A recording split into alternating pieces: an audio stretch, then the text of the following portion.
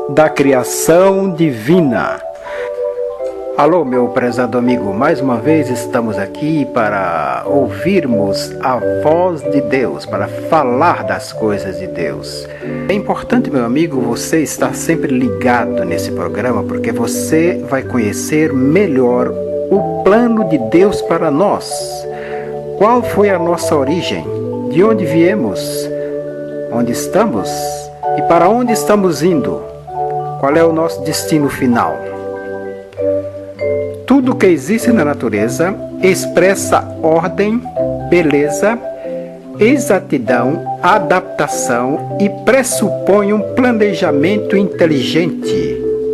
Observe as maravilhas da natureza, o colorido e o perfume das flores, os pássaros, a teia de aranha, o brilho dos astros, a organização da colmeia, o funcionamento do corpo humano, entre outros magníficos fenômenos.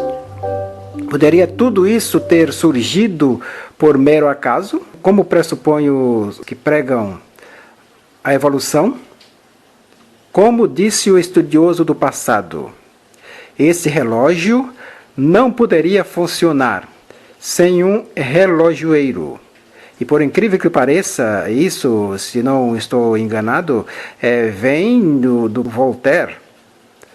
Essa é a verdade que a Bíblia afirma, como veremos no presente estudo.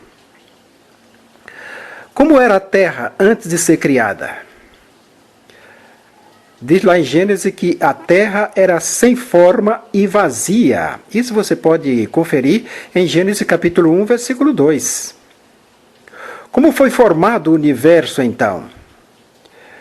Mediante a palavra de Deus. Ele falou e tudo se fez. Ordenou e tudo passou a existir. E mais ainda, porque em 6 dias fez o Senhor os céus e a terra, o mar e tudo que neles há. Isso você pode conferir em Hebreus, capítulo 11, versículo 3, Salmos 33, versículos 6 e 9, e também em Êxodo, capítulo 20, versículo 11. Quem participou do ato da criação?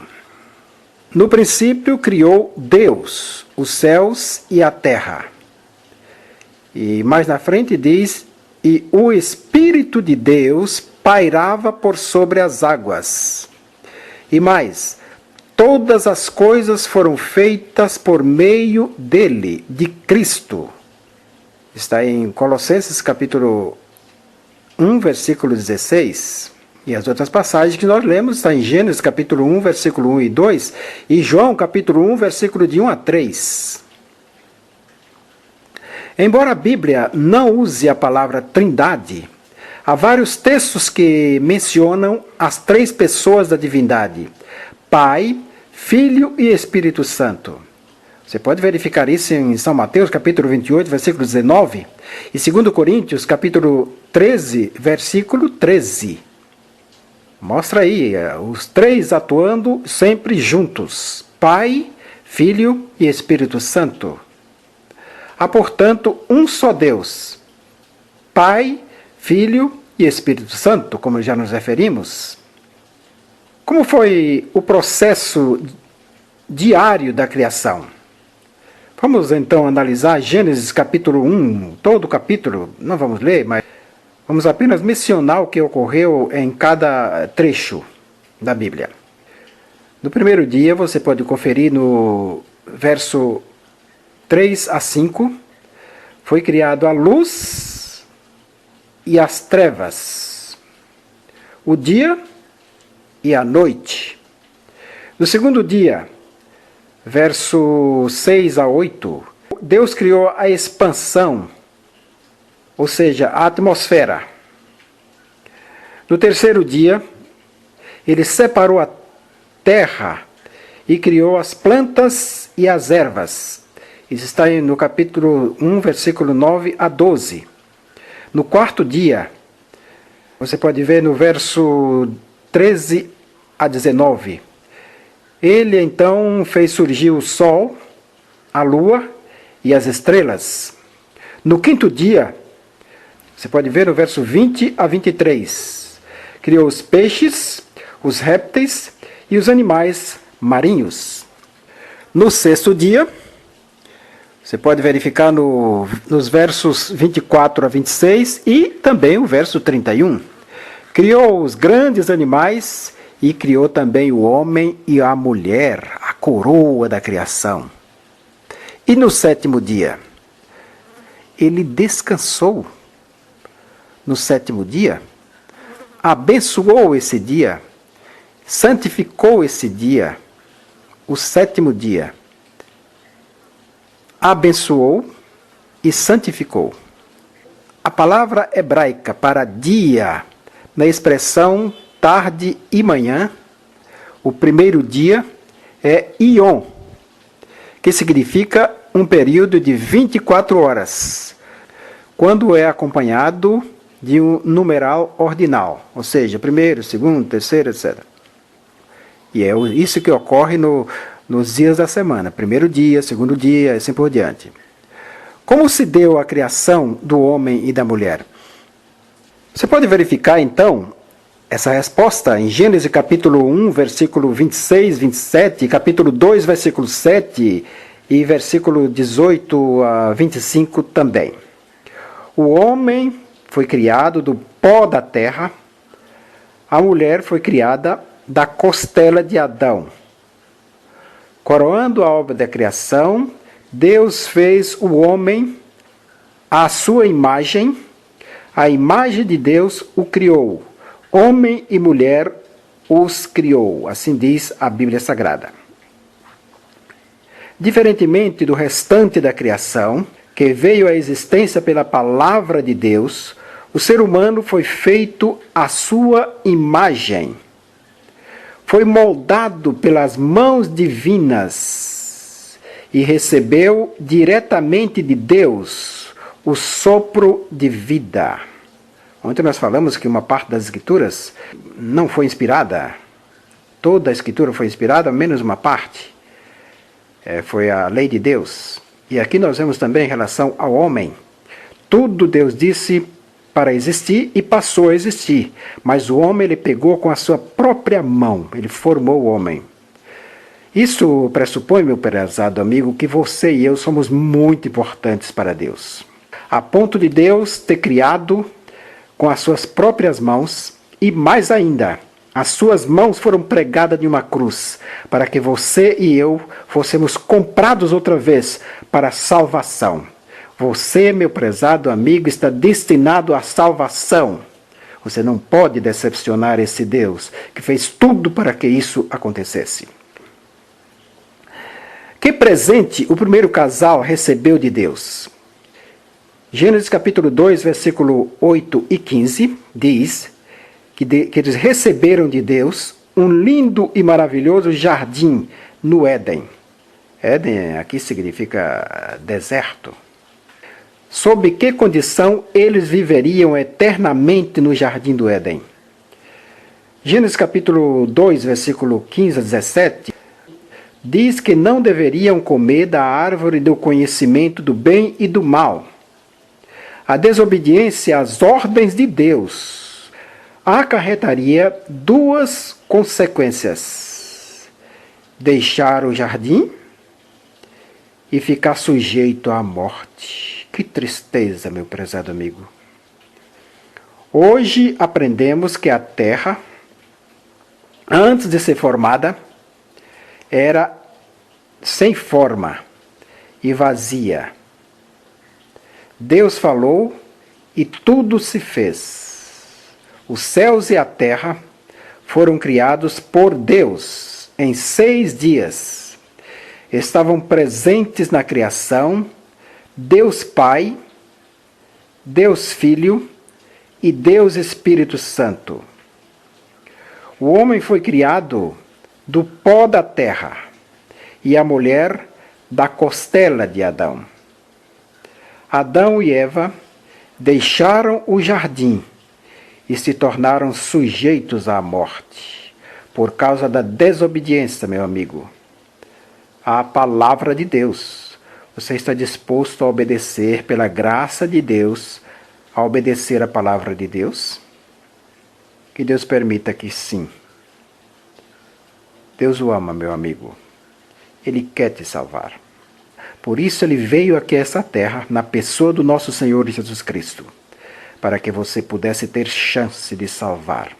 E que chance imensa você tem. Você não pode perder esse convite. Aceita o convite de Deus. Deus o ama e quer o melhor para você. Até amanhã, meu prezado amigo, se Deus assim o permitir. Na próxima reunião, estudaremos a origem do mal.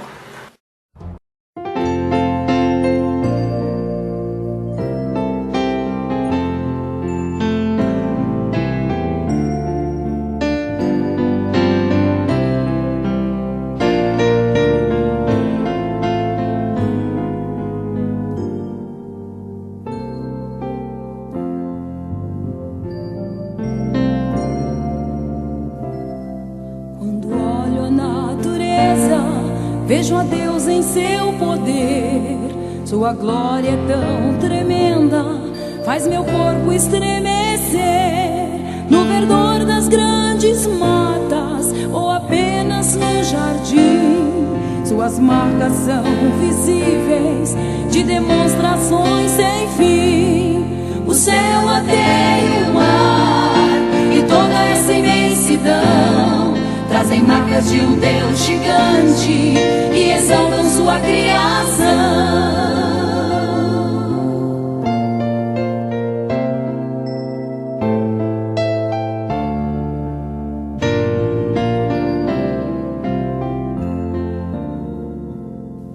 Quando ouço o som das águas, eu contemplo seu poder. Ao pensar no vasto mundo, não consigo duvidar que existe lá no alto um poder que nos sustém, que nos olha e nos protege com ternura e amor. O céu, a terra e o mar, e toda essa imensidão, trazem marcas de um Deus gigante e exaltam sua criação.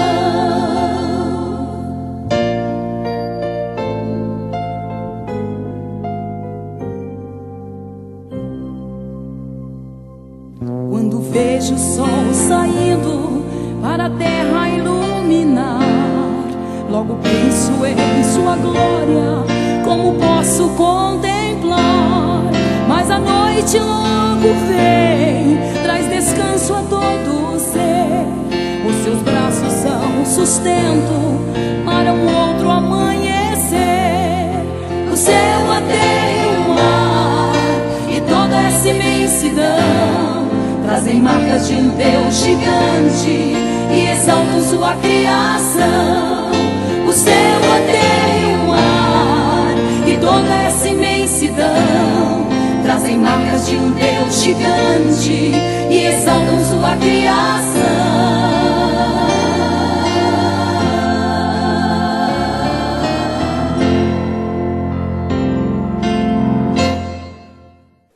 Tecnologia e a família. Vocês têm dificuldade com isso? Gente, é impressionante. O avanço da tecnologia mudou o modo como as famílias se relacionam. Antigamente, todo mundo sentava na sala, a mãe fazia um tricô, uma costura, o pai lia um jornal, as crianças ali, todo mundo conversava. Agora até se reúne, mas na frente da TV. Não pode falar, porque eu estou assistindo televisão. E o pior é quando tem uma TV em cada quarto. Aí a desgraça é grande, porque você nem sabe o que é que o filho está vendo lá. Então, verdadeiramente, estou falando da TV, mas é a tecnologia de um modo geral. Tem criança que sai da televisão, vai para o videogame, sai do videogame, vai para o computador. Quer dizer, passa o dia todo cuidando de mídia, de tecnologia.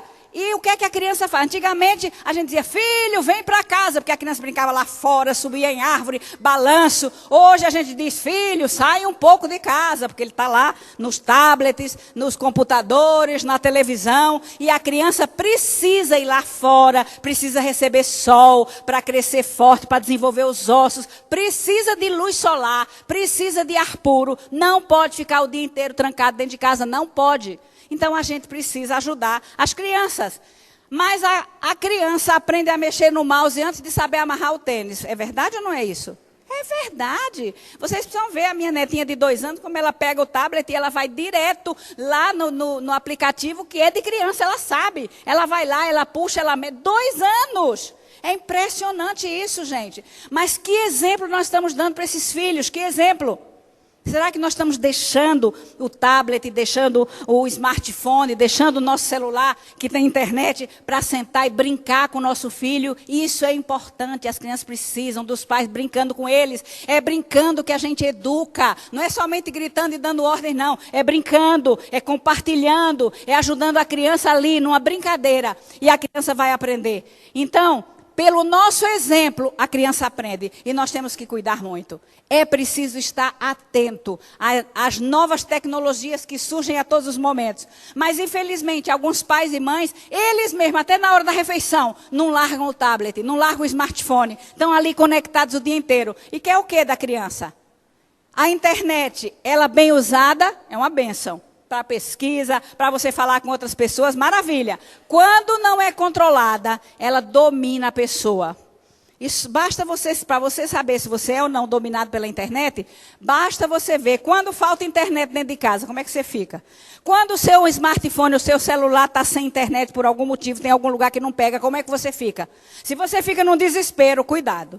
Você já está viciada e dominada pela internet. Redes sociais. O tempo não me permite entrar nisso. Mas, queridos, temos que tomar cuidado. Eu não estou falando só para as crianças, não. Estou falando para nós adultos. Nós adultos, que muitas vezes ficamos pendurados nas redes sociais. Espera aí, deixa eu ver aqui as novidades. Aí, aquele tablet ou aquele celular que tem uma notificação, quando dá um alarmezinho que entrou alguma mensagem, você já corre lá. Não espera nem 5 minutos, não aguenta. Para a panela, queima a panela, faz tudo, mas não sai da rede social. A gente precisa cuidar disso. Pornografia na internet, cuidado com as nossas crianças, cuidado com os adolescentes, cuidado vocês, maridos, cuidado. A pornografia está muito fácil. É um clique do mouse e você tem páginas e páginas de pornografia. Mas em nada isso ajuda o seu casamento, viu, senhor marido e senhora esposa? Em nada isso ajuda o casamento. E tem mais, a pornografia, a ciência tem demonstrado que o vício em pornografia é tão doentio quanto o vício em droga. E difícil de você sair. Portanto, não brinque com isso. Ah, eu estou entrando por curiosidade. Eu estou entrando para apimentar meu casamento. Não é assim não, minha gente, que apimenta. Assim desgraça, destrói. Porque quanto mais você se vicia em pornografia, menos interesse você tem no seu parceiro real. E isso é algo perigoso. Cuidado com os joguinhos da internet, que fica ali jogando com gente, sei lá de onde, de todo lugar. Enfim, perdendo um tempo precioso que deveria ser gasto com a família. A gente precisa, para que a nossa família seja feliz, para que nossos filhos cresçam saudáveis, é preciso investir tempo nessa família. Mas não é tempo, não, mas aqui estamos todos aqui, cada um com um tablet, com um smartphone, com um computador. Então ninguém está interagindo com ninguém. Nós precisamos de estar interagindo com o outro. Outra coisa que eu acho extremamente perigosa, e vocês tomem cuidado, são os videogames. Com que tipo de jogos seus filhos brincam? Com que tipo de jogos? A maioria dos joguinhos, a maioria, ganha quem mata. É ou não é? Você mata e ganha ponto. Como é que o meu filho vai entender que matar é uma coisa ruim? Se ele brincou a infância inteira com morte. E vocês acham que por que nós temos tantos adolescentes hoje assassinando ou banalizando a vida? Por quê? Por causa dos videogames. A gente não pode brincar com isso. O que é que está formando o caráter dos seus filhos? Você tem tido tempo para conversar sobre tudo com seus filhos? Ou eles estão aprendendo na internet, no videogame, estão aprendendo a matar? Porque se eles estão lá, sem controle, o videogame aliena o filho da vida familiar. E começa de pequenininho. Vai brincar de videogame, se tranca no quarto. E os pais não sabem nem que hora ele foi dormir. E quando é adolescente, a situação é pior. Queridos, uma criança não tem capacidade para determinar a hora que vai dormir, nem o que ela vai brincar. Ela não tem discernimento, nem maturidade para isso. É por isso que ela tem pais. E os pais precisam cuidar disso. Um outro ponto importantíssimo que a gente descuida é a música. Que tipo de música sua família está ouvindo? Gente, Ai, chega, me dói o ouvido, se não a alma, quando eu escuto algumas músicas. 50% da mensagem ouvida através da música vai direto para o subconsciente. Não fica no consciente. Amanhã, uma atitude que precisa tomar, uma decisão, é tomada, influenciado por essas músicas. E ninguém nem sabe por quê. Agora, é cada música, eu vou dizer, o que é lepo-lepo? Eu não sei, eu não entendo isso. Mas, enfim, é isso que faz sucesso. A música, em algum momento, vai influenciar as decisões a serem tomadas. Então, ouçam a música que seus filhos estão ouvindo. Escutem o que é que essa música quer dizer. Às vezes a gente canta e não tem noção, não para analisar. Analise a letra e tome cuidado com isso. Você quer um filho nota 10? Seja um modelo a ser seguido.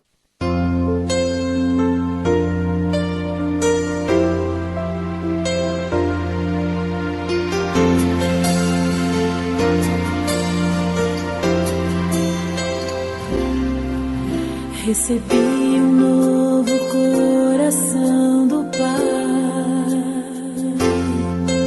coração regenerado, coração transformado, coração que é inspirado por Jesus. Como fruto deste novo coração, eu declaro a paz de Cristo, te abençoo, meu irmão. Preciosa é a nossa comunhão. Somos corpo e assim bem ajustado, totalmente ligado, unido, vivendo em amor, uma família, sem qualquer falsidade, vivendo a verdade, expressando a glória do Senhor, uma família, vivendo o compromisso do grande amor de Cristo. Eu preciso de ti, querido irmão.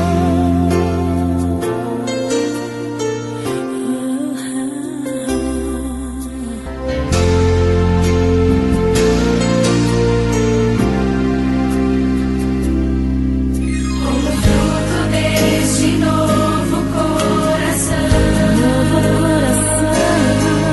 eu declaro a paz de Cristo, te abençoo, meu irmão. Preciosa é a nossa comunhão. Somos corpo e assim bem ajustado, totalmente ligado, unido, vivendo em amor, uma família, sem qualquer falsidade, vivendo a verdade, expressando a glória do Senhor, uma família, vivendo o compromisso do grande amor de Cristo. Eu preciso de ti, querido irmão. Precioso és para mim, querido irmão.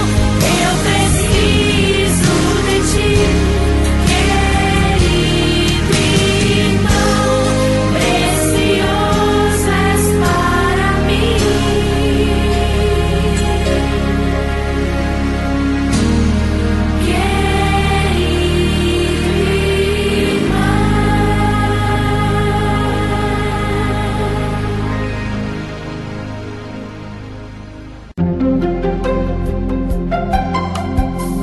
Lições da Bíblia. Apresentação: Leandro Quadros. Amigo ouvinte, é importante que estudemos sobre a criação de Deus para você entender que a pobreza e a miséria nunca fizeram parte dos planos do Criador. Quando estudamos Gênesis capítulo 1, aprendemos que o Criador criou um mundo totalmente organizado, ordenado, próspero, com muita riqueza. O mundo, quando saiu das mãos do Criador, o Criador, ao final de sua criação em nosso planeta, ele disse o seguinte em Gênesis 1:31, Deus viu tudo o que havia feito e eis que era muito bom. Houve uma tarde, houve uma manhã, sexto dia. Ou seja, o mundo era muito bom. Havia perfeita harmonia, a natureza era perfeita, a relação entre o ser humano e os animais era exemplar, os animais se relacionavam entre si de uma maneira incrivelmente superior, pois eles não eram carnívoros. O Criador, de acordo com Gênesis 3, verso 8, todas as tardinhas vinha ao jardim do Éden conversar com Adão e Eva. O mundo transpirava o amor, a beleza, o cuidado, a prosperidade e todas as benevolências do Deus Criador. O mundo era um reflexo do amor de Deus e do cuidado dele por seus filhos. Isso nos mostra, amigo ouvinte, que a pobreza não faz parte dos planos de Deus e que ela existe, obviamente, como consequência do pecado. Em Gênesis capítulo 3, o capítulo mais triste da Bíblia, vemos que quando nossos primeiros pais se separaram de Deus, eles sofreram consequências. E estas consequências da separação com Deus foram sentidas nas relações interpessoais, na relação do próprio casal, e essas consequências foram sentidas também no mundo criado. Como o ser humano foi criado por Deus para ser o mordomo, o gestor do planeta Terra, consequentemente, quando o ser humano se afastou de Deus, a natureza corrompeu-se juntamente com o ser humano. E como resultado deste afastamento de Deus, o ser humano se tornou um mau gestor, um mau mordomo. A natureza também se corrompeu porque ela não teve mais aquele contato íntimo com o Deus Criador. E por isso, Deus, amigo ouvinte, traçou um plano de salvação para que, graças à morte substitutiva de Cristo, Deus tenha o direito legal de resgatar, recriar este planeta. E é por isso que 2 Pedro 3, 10-13 diz que quando o Senhor Jesus Cristo voltar em glória e majestade, um dos propósitos dele será recriar o planeta Terra para que o nosso planeta reflita novamente de uma forma plena o caráter amoroso e benevolente do Deus Criador.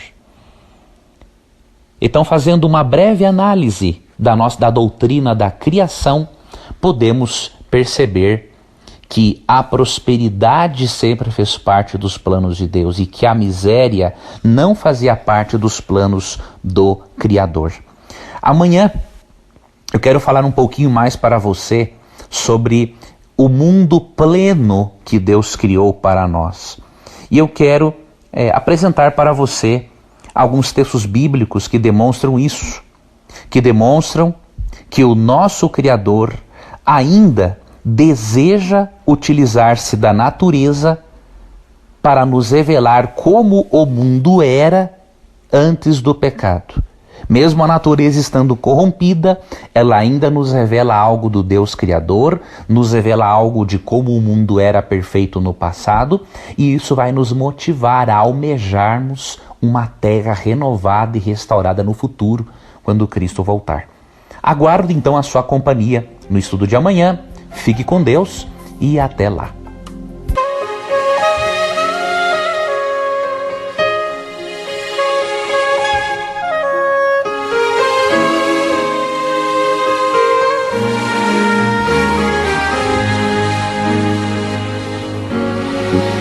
Encontrei um outro nome igual a esse, um nome que inspira a devoção e o mais puro amor, um nome que como um presente, e nós recusamos a aceitar como Senhor. Esse nome nos quer curar, é preciso pedir. Esse nome nos quer salvar e nos vai redimir. Através desse nome de luz, recebemos virtudes da cruz. Esse nome bendito é Cristo Jesus.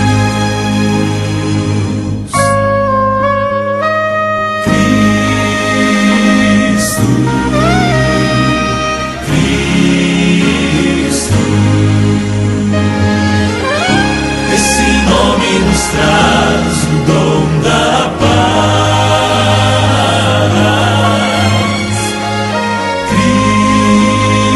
Cristo, Cristo.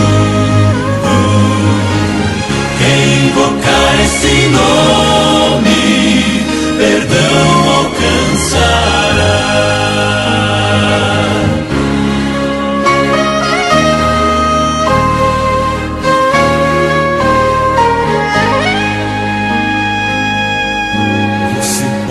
Fingir que não precisa desse nome, ou pode fugir pra não querer desse nome escutar, mas não vai conseguir fazer com que ele te abandone. Esteja onde estiver, o seu amor vai lhe encontrar. Esse nome vai lhe envolver. Sem você perceber, esse nome já lhe escolheu para um novo viver. Muito além desse céu tão azul, há um lugar onde tudo é luz, e o centro da glória é Cristo Jesus.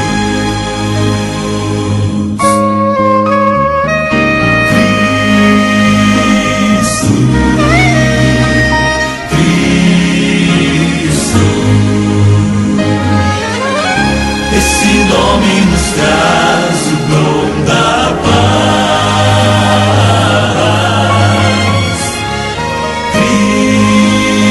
Cristo,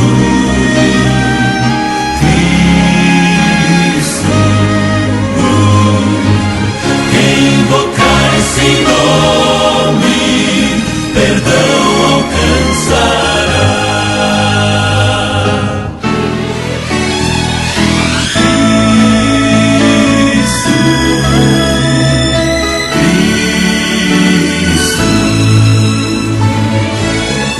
Esse nome nos traz o dom da paz.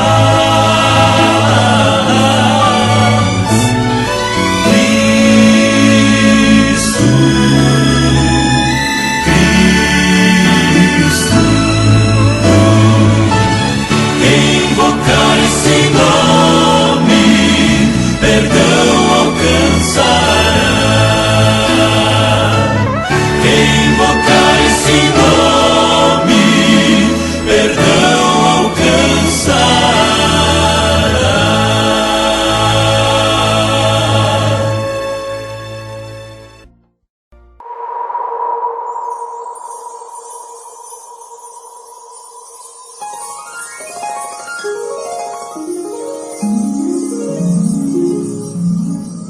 Apocalipse, capítulo 2.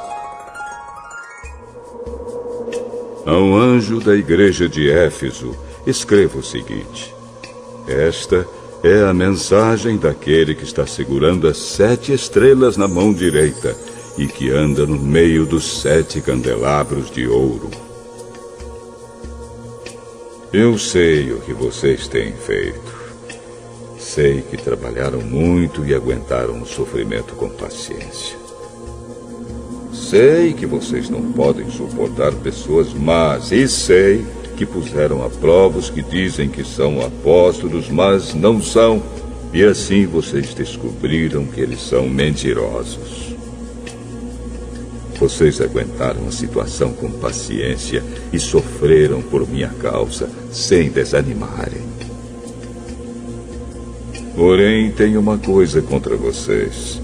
É que agora vocês não me amam como me amavam no princípio. Lembrem do quanto vocês caíram. Arrependam-se dos seus pecados e façam o que faziam no princípio. Se não se arrependerem, eu virei e tirarei o candelabro de vocês do seu lugar. Mas vocês têm a seu favor isto. Odeiam o que os nicolaítas fazem, como eu também odeio. Portanto, se vocês têm ouvidos para ouvir, então ouçam o que o Espírito de Deus diz às igrejas. Aos que conseguirem a vitória, eu darei o direito de comerem da fruta da árvore da vida que cresce no jardim de Deus.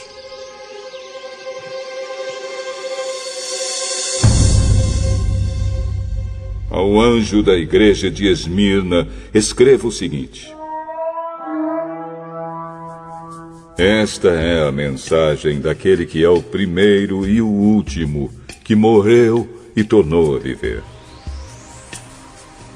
Eu sei o que vocês estão sofrendo. Sei que são pobres, mas, de fato, são ricos. Sei como aqueles que afirmam que são judeus, mas não são, falam mal de vocês. Eles são um grupo que pertence a Satanás.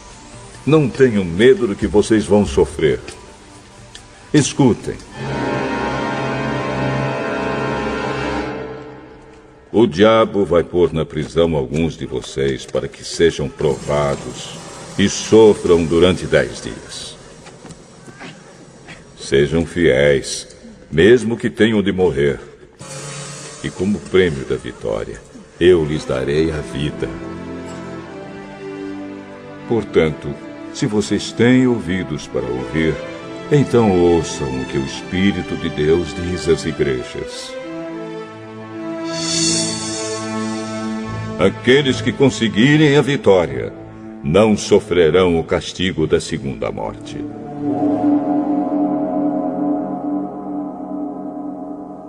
Ao anjo da igreja de Pérgamo, escreva o seguinte: esta é a mensagem daquele que tem a espada afiada dos dois lados. Eu sei que vocês moram aí onde está o trono de Satanás. Vocês são fiéis e não abandonaram a fé que têm em mim, até mesmo quando Antipas, minha testemunha fiel, foi morto aí em Pérgamo, onde Satanás mora. Mas tenho algumas coisas contra vocês. Há entre vocês alguns que seguem o ensinamento de Balaão, que mostrou a Balaque como fazer com que o povo de Israel pecasse, dizendo que os israelitas deviam comer alimentos oferecidos aos ídolos e cometer imoralidades. Assim também estão entre vocês alguns que seguem os ensinamentos dos nicolaítas. Arrependam-se. Senão, eu logo irei até aí, e com a espada que sai da minha boca, lutarei contra essa gente. Portanto, se vocês têm ouvidos para ouvir, então ouçam o que o Espírito de Deus diz às igrejas.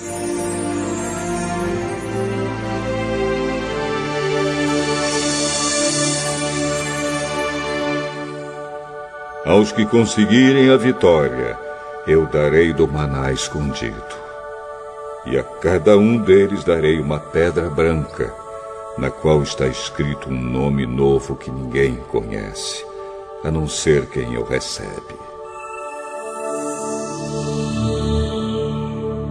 Ao anjo da igreja de Tiatira escreva o seguinte: esta é a mensagem do Filho de Deus, que tem olhos que brilham como fogo e pés brilhantes como bronze polido. Eu sei o que vocês estão fazendo. Sei que têm amor, são fiéis, trabalham e aguentam o sofrimento com paciência. Eu sei que vocês estão fazendo mais agora do que no princípio. Porém, tenho contra vocês uma coisa. É que toleram Jezabel, aquela mulher que diz que é profetisa. Ela leva os meus servos para o mau caminho, ensinando-os a cometerem imoralidade sexual e a comerem alimentos que foram oferecidos aos ídolos. Eu lhe dei tempo para abandonar os seus pecados, porém ela não quer deixar a imoralidade. Portanto, eu a jogarei numa cama, onde ela e os que com ela cometem adultério sofrerão horrivelmente. Farei isso agora, a não ser que eles se arrependam das coisas más que fizeram junto com ela. Matarei os seguidores dela, e então todas as igrejas saberão que eu sou aquele que conhece os pensamentos e os desejos de todos. Eu pagarei a cada um de vocês de acordo com o que tiver feito.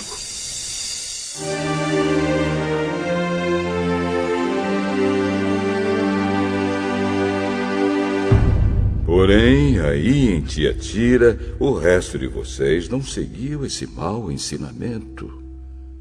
Vocês não aprenderam o que alguns chamam de os segredos profundos de Satanás. Afirmo que não porei mais nenhuma carga sobre vocês. Mas até que eu venha, guardem bem aquilo que vocês têm. Aos que conseguirem a vitória e continuarem a fazer até o fim a minha vontade, eu darei a mesma autoridade que recebi do meu Pai. Autoridade sobre as nações para governá-las com uma barra de ferro e quebrá-las em pedaços como se fossem potes de barro. Eu lhes darei a estrela da manhã. Portanto, se vocês têm ouvidos para ouvir, então ouçam o que o Espírito de Deus diz às igrejas.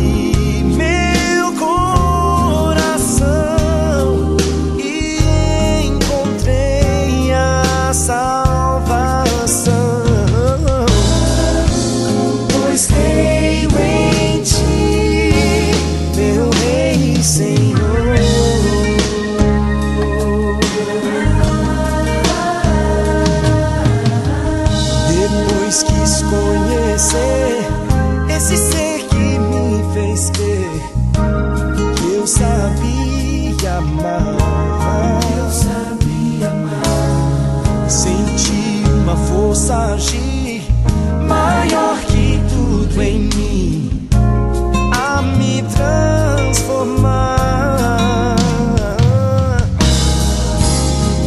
E eu quis caminhar aonde foste preparar Um mundo de amor, pois creio em ti, meu Rei e Senhor. Meu Rei e Senhor. Mesmo inseguro, eu enfrento meu futuro, pois sei que quem me guia é Cristo Jesus, que me ama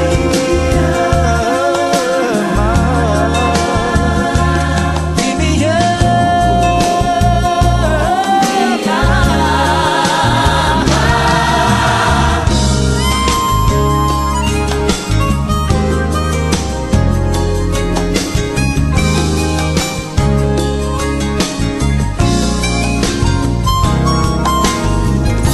e já posso vislumbrar Jesus voltando para me buscar. verei meu Salvador. E não sentirei mais dor, Pois creio em ti,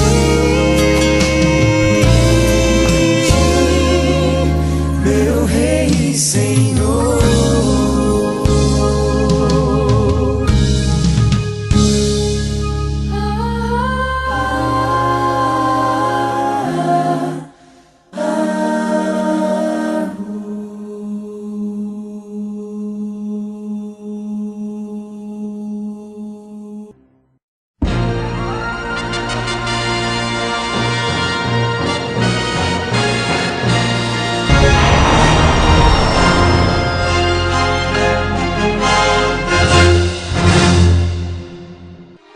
Olá, tudo bem? É um prazer muito grande estar com você mais uma vez, hoje especialmente, para estudarmos os símbolos das profecias. Hoje você saberá como entender as profecias. E esse tema é maravilhoso, hein? Maravilhoso. Então presta muita atenção, pegue sua Bíblia, pegue uma caneta, pegue um caderno e acompanhe comigo. Aqui no livro do profeta Isaías, no capítulo 28, versículo 10, está escrito como se estuda a Bíblia. Veja só, porque é preceito sobre preceito, preceito e mais preceito, regra sobre regra, regra e mais regra, um pouco aqui e um pouco ali. Olha, um pouco aqui e um pouco ali. Querido amigo, querida amiga, a Bíblia Sagrada apresenta todos os temas. Ela revela tudo realmente, como vimos no tema anterior. Então, uma coisa as pessoas não entendem. Por exemplo, se a pessoa quer estudar sobre a volta de Jesus, ela não vai encontrar na Bíblia uma página que fale tudo sobre a volta de Jesus. Também, se ela deseja estudar sobre a morte, a doutrina da morte, você não vai encontrar um índice na Bíblia com todos os temas, e aí você vai lá na página X e encontra tudo sobre aquele assunto. Não, isso não. A Bíblia Sagrada é um livro diferente, entendeu? Ela apresenta todos esses temas, esclarece cada um deles, mas você precisa examinar os textos em lugares diferentes. Você pega um versículo em Isaías, um outro em Mateus, um outro no Apocalipse, um outro em Daniel, um outro em Gênesis, falando do mesmo assunto. Aí você junta todos os textos e aí você entende aquele tema. Por isso o profeta Isaías diz que se estuda a Bíblia da seguinte forma: preceito sobre preceito, mandamento sobre mandamento, regra sobre regra, um pouquinho aqui e um pouquinho ali. Assim se estuda a profecia do Apocalipse e também se estuda a Bíblia toda, não só do Apocalipse, mas da Bíblia toda. Então vamos saber hoje alguns detalhes importantes das profecias para sabermos como devemos entender segundo a vontade de Deus. Então vamos conversar sobre isso, tá legal? Me acompanha aqui Me acompanhe aqui e vamos ver isto na Bíblia. Na Bíblia. Ó, nós vimos na reunião passada, no nosso encontro passado, que a profecia não se entende como se lê, está lembrado? E aí vem a questão seguinte, a mulher vestida de sol, a besta que sai do mar, os 4 anjos nos 4 cantos da terra. Então nós temos algumas palavras-chave. Nós temos palavras principais que aparecem na profecia, como animal, mulher, água, um dia, ventos, chifres, cauda. Por exemplo, você encontra ali a palavra mulher. E aí precisamos saber o que tudo isso quer dizer exatamente. Veja um exemplo aqui no livro do Apocalipse, no capítulo 12. E agora eu vou ler os versos 1, 2 e 3. Diz assim, ó. Viu-se grande sinal no céu, a saber uma mulher vestida do sol, com a lua debaixo dos pés e uma coroa de 12 estrelas na cabeça, que achando-se grávida, grita com dores de parto, sofrendo tormentos para dar à luz. Viu-se também outro sinal no céu, e eis um dragão, grande e vermelho, com 7 cabeças e 10 chifres, e nas cabeças 7 diademas. A sua cauda arrastava a terça parte das estrelas do céu, as quais lançou por terra, e o dragão se deteve em frente da mulher, que estava para dar à luz, a fim de lhe devorar o filho quando nascesse. Veja, uma leitura dessa é confusa para muita gente. Então nós precisamos saber o que essas palavras significam. Por exemplo, quando a profecia fala animal, o que significa animal? Vamos começar por essa daí, tá? Animal. O que quer dizer isso? Em Daniel, capítulo 7, a partir do versículo 1, fala que Daniel teve uma visão de 4 animais. Um leão, um urso, um leopardo e um animal terrível e espantoso. Aí no versículo 17, do mesmo capítulo 7 de Daniel, ele diz, esses grandes animais que são 4, eu estou abrindo a minha Bíblia aqui, ó, você pode fazer a mesma coisa com a sua aí.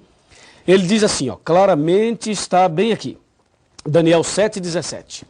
Esses grandes animais que são 4, são 4 reis que se levantarão da terra.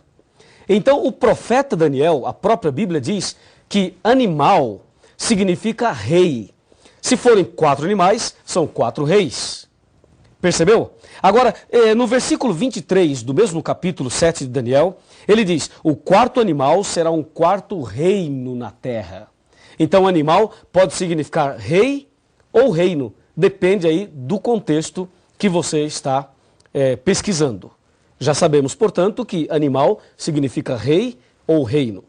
Agora, o que significa mulher em profecia? Se você abrir a sua Bíblia no livro de Efésios, no capítulo 5, como eu estou abrindo aqui, ó, no versículo 23, aí o apóstolo Paulo, ele diz o que quer dizer mulher em profecia. Aqui, ó, Efésios 5, 23.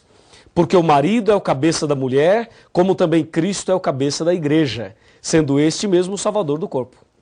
Viu? Então, mulher significa igreja em profecia.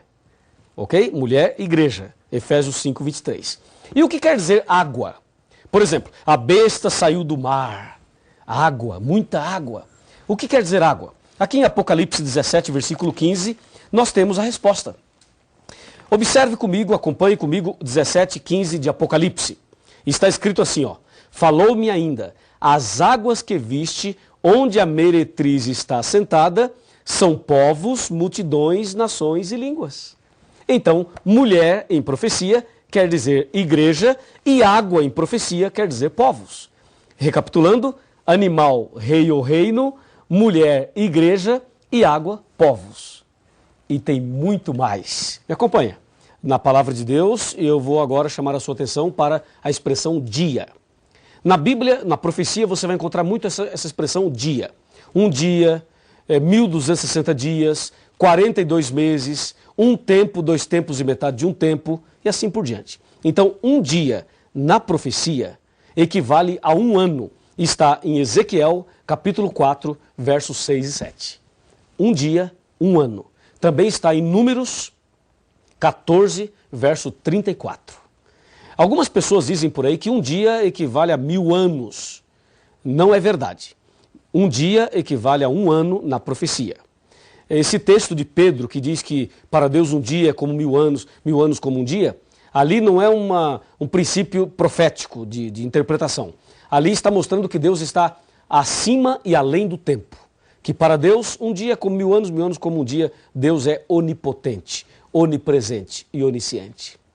Tá legal? Então, em profecia, um dia equivale a 1 ano. E mais, a Bíblia fala também de ventos.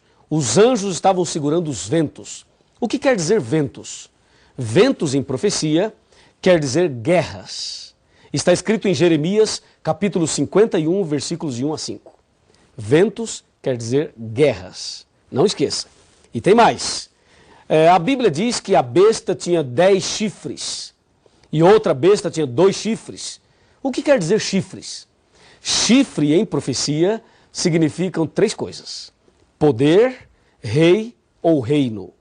Isso está em Apocalipse 17, versículo 12. Percebeu? Chifre quer dizer poder, rei ou reino. E tem mais. Observe agora a palavra tempos. A Bíblia diz que o povo de Deus seria perseguido por 1 tempo, 2 tempos e metade de 1 tempo. Está em Daniel 7, 25. O que quer dizer tempos? De acordo com Daniel 11, verso 13, tempos quer dizer anos. 1 tempo, 1 ano. 2 tempos, 2 anos. 3 tempos, 3 anos. 3 tempos e meio, 3 anos e meio. Então, tempos quer dizer anos. E tem mais. A Bíblia diz que o dragão queria devorar a mulher. E dragão em profecia quer dizer Satanás. Está em Apocalipse 12, versículo 9. Dragão, diabo ou Satanás. E tem mais ainda. Temos uma outra palavra aqui muito comum na profecia. Cordeiro. Diz que o Cordeiro de Deus que tira o pecado do mundo. Em João 1,29, Cordeiro refere-se a Jesus. Jesus é o Cordeiro de Deus que tira o pecado do mundo. Portanto, em profecia, Cordeiro quer dizer Jesus. E agora uma palavra que não é muito comum. Diz a Bíblia que o dragão tinha uma cauda, um rabo, e esse rabo arrastou a 1/3 parte das estrelas do céu. O que quer dizer cauda em profecia? De acordo com Isaías, capítulo 9, versículo 15, cauda quer dizer falso profeta. Veja, cauda quer dizer falso profeta. Quando diz a Bíblia que Satanás arrastou a 1/3 parte das estrelas do céu, significa que com o seu engano, com a sua forma enganosa de agir, com a sua falsidade, Lúcifer conseguiu enganar 1/3 dos anjos. É isso que significa lá Apocalipse 12, versículo 3 e também o 4. Agora, o que quer dizer estrelas? Diz a Bíblia que a mulher tinha uma coroa e nessa coroa 12 estrelas. O que significa estrelas de acordo com a Bíblia? Em Daniel 12, versículo 3, estrelas referem-se aos pregadores do Evangelho. E em Apocalipse 12, verso 4, diz que estrelas está ligada a anjos. Portanto, resumindo tudo, estrelas em profecia quer dizer mensageiros. Mensageiros. Tá legal? E agora que sabemos o significado dessas palavras, então, por favor, me acompanhe agora atentamente no significado geral de tudo isso. O que tudo isso tem a ver comigo e com você.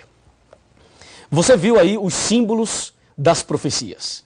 Agora, com essa tabelinha de conversão profética, você consegue entender qualquer profecia da Bíblia. Vamos a um exemplo? Vamos. Apocalipse 13, versículo 1. Aquilo que é mais contundente no Apocalipse. Veja, vi emergir do mar uma besta que tinha 10 chifres e 7 cabeças, e sobre os chifres 10 diademas, e sobre as cabeças nomes de blasfêmia. Eu li e não entendi nada. Você leu e não entendeu nada, não é verdade? Agora, com esses símbolos das profecias, nós podemos entender. Quer ver? Vi emergir do mar uma besta. Bom, besta é animal. E já sabemos que animal significa rei ou reino. E diz que a besta sai do mar. Mar é água. E água em profecia quer dizer povos. Então, uma besta que sai do mar não existe. Mas, besta, reino. Mar, água, povos. Então, a besta que sai do mar é um reino que se levanta do meio dos povos. Percebeu agora como dá para entender melhor a profecia? Porque agora você tem a tabelinha de conversão profética. E ainda mais, diz que a besta tinha 7 cabeças e 10 chifres. Chifre, você já sabe o que significa chifre. Chifre quer dizer poder, rei ou reino. Nesse caso, uma besta que sai do mar com 7 cabeças e 10 chifres é o seguinte: um reino que se levanta do meio dos povos e que tem muito poder, porque tem 10 chifres. Aí você deve estar pensando, pastor, e as 7 cabeças? Se eu falar das 7 cabeças agora, você já descobre quem é a besta logo no segundo tema. Então calma, nós falaremos ainda muita coisa e muita coisa ainda você e eu estudaremos nas profecias. Aqui é apenas um exemplo. Veja um outro exemplo muito claro, aqui no próprio texto do capítulo 12 de Apocalipse. Quando ele diz que ele viu uma mulher, um sinal e uma mulher vestida do sol. Mulher significa igreja. Agora você já sabe. E no Apocalipse existem 2 mulheres. Uma no capítulo 12 e uma no capítulo 17. Portanto, 2 igrejas, 2 caminhos. Pegou? Entendeu? Assim, com esses símbolos das profecias, nós entenderemos qualquer profecia da Bíblia. Não é maravilhoso isso? Claro que sim. E aí você deve estar pensando, pastor, por que a profecia foi escrita nessa linguagem simbólica, aparentemente complicada? Por uma razão muito simples. Quando o Apocalipse foi escrito, os cristãos estavam sendo perseguidos. Então Deus permitiu que as profecias fossem escritas em símbolos para que as pessoas não destruíssem a Bíblia, porque se elas percebessem que as profecias falavam e falam delas, então elas destruiriam a Bíblia. Por isso, Lucas 8, verso 10 diz, para que vendo não vejam e ouvindo não entendam. Assim, nós entenderemos pela graça de Deus. E agora eu tenho uma mensagem muito importante para você no final desse estudo. Me acompanha. Vem aqui comigo. Me permita agora dizer algo muito importante para a sua vida espiritual. Esse estudo de hoje revela a importância de conhecer bem a Bíblia Sagrada. Satanás, nesse grande conflito entre o bem e o mal, ele não quer que você estude a Bíblia. E não quer que você entenda as profecias. Por isso, a dificuldade para a pessoa parar e estudar a Bíblia. O fato de você estar aqui hoje estudando a Bíblia conosco já é uma vitória, já é uma bênção já na sua vida espiritual. Mas Deus quer fazer muito mais. Assim como Deus está te revelando os símbolos das profecias, eu tenho certeza que Deus tem muita coisa mais para te revelar. E a revelação maior que Deus quer fazer na sua vida é o plano da salvação. Então, vem aqui um pouquinho. Aproxime-se um pouquinho mais. Quero te dizer algo muito importante. O que Deus quer te revelar é algo que o mundo não entende. À medida que você vai estudando a Bíblia, a luz da verdade vai iluminando a sua cabeça. E as trevas vão se dissipando. Deus vai tirando as trevas, tirando todas as trevas. E vai trazendo luz sobre a sua mente, sobre o seu coração. E o inimigo, que talvez tenha perturbado a sua família, a sua vida, os seus negócios, o seu próprio coração, ele será banido a partir do momento que você começa a estudar a Bíblia. Porque a luz das profecias, a luz da verdade, vai expulsando as trevas da alma. E com certeza, a luz do Evangelho, a presença de Jesus no seu coração, fará de você um vitorioso, uma pessoa vitoriosa. Se você crê que a luz do Evangelho, a luz da profecia, a luz da Bíblia pode iluminar a sua vida e te dar a vitória, se você aceita esta mensagem no seu coração, então eu convido você a orar comigo. Então feche os seus olhos agora, aí onde você está, e vamos conversar com Deus. Grande Deus, Pai Todo-Poderoso, obrigado pelo estudo de hoje. Desejamos conhecer mais e mais a Tua Palavra e as profecias da Bíblia. Então, mantenha sobre esta pessoa a luz do Evangelho e a presença poderosa do Espírito Santo, fazendo na vida desta pessoa um milagre e preparando-a para ser um verdadeiro cristão, uma verdadeira cristã. E que assim as trevas sejam banidas, sejam dissipadas e que o Senhor Jesus e a Sua Palavra brilhe no nosso coração. em nome de Jesus. Grande e lindo é o amor de Deus, que um livro muito precioso nos deixou. Seus ensinos servem para nos lembrar que um dia lá no céu vamos morar. A Bíblia é nossa inspiração, palavra doce ao coração, é luz eterna de valor, é fonte de esperança e de amor.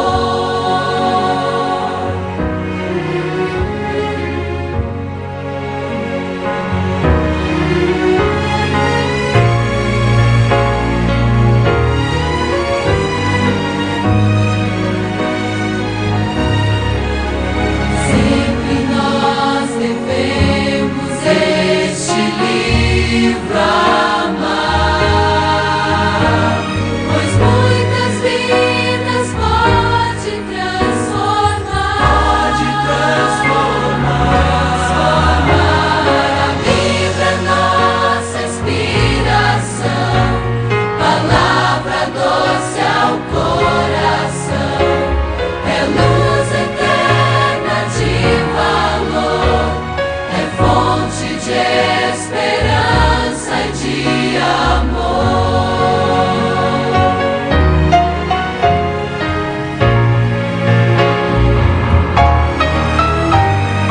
Fonte de esperança, fonte de esperança. A Bíblia é nossa inspiração, palavra doce ao coração, é luz eterna de valor, é fonte de esperança e de amor. É fonte de esperança e de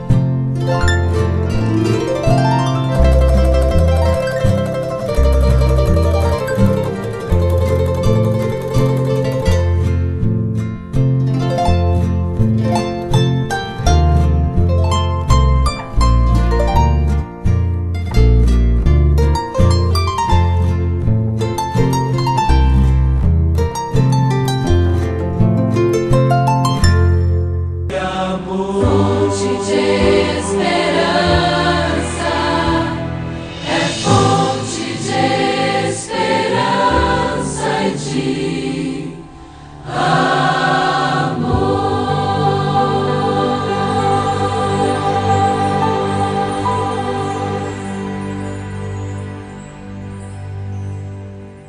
O programa que você está acabando de assistir é o A Verdade Presente, que é produzido e apresentado pelo seu amigo professor Francisco Dias. Esse programa é veiculado todos os dias de segunda a sexta nesta emissora. Ele começa às 5h30 e vai até às 7 horas, meu amigo. Que o Senhor te abençoe e te guarde. Que o Senhor faça resplandecer o seu rosto sobre ti e tenha misericórdia de ti. Que o Senhor sobre ti levante o seu rosto e te dê a paz. Até amanhã, meu amigo. Até amanhã, minha amiga.